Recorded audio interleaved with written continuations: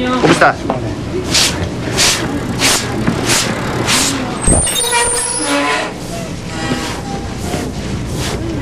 Kumusta? Magandang umaga.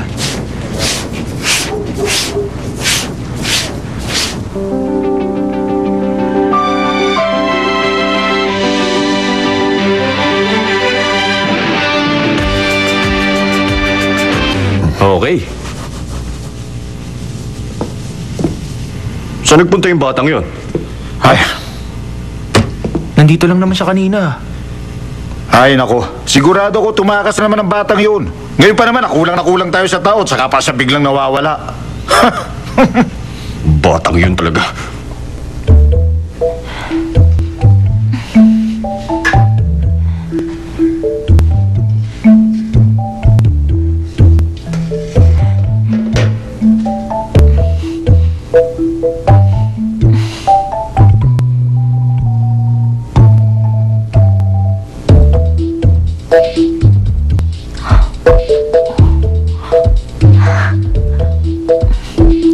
Tigilan mo yan!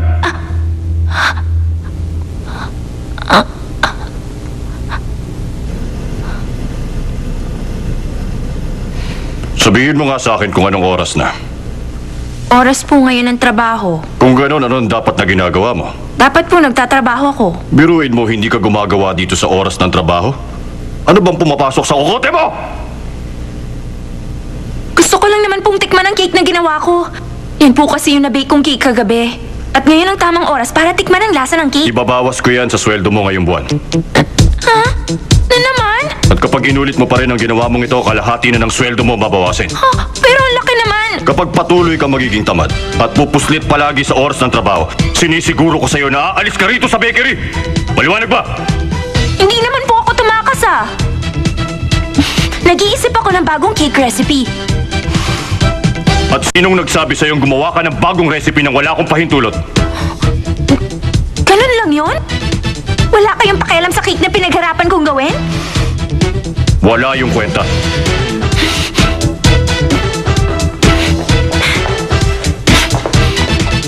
Tikman nyo kaya ito para malaman nyo. Tikman nyo muna bago nyo sabihin walang kwenta. Ang bilis nyo namang mahusgas ginawa ko. Sige na po, eto po tikman nyo. Hindi ko na kinakailangan tikman yan.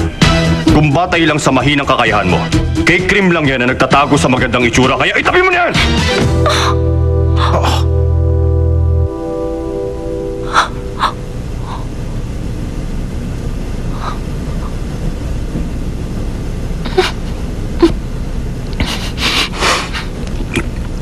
Ano bang hinihintay mo dyan?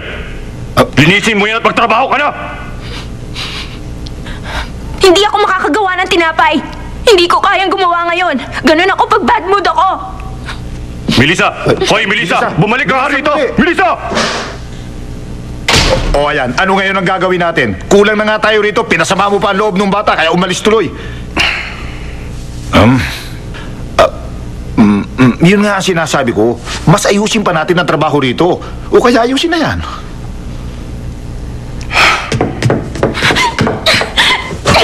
Puro na lang sa trabaho. Eh paano naman kung gusto kong maging creative sa ginagawa ko? Hindi na ako makakatiis. Talagang ayoko na sa bakery na to.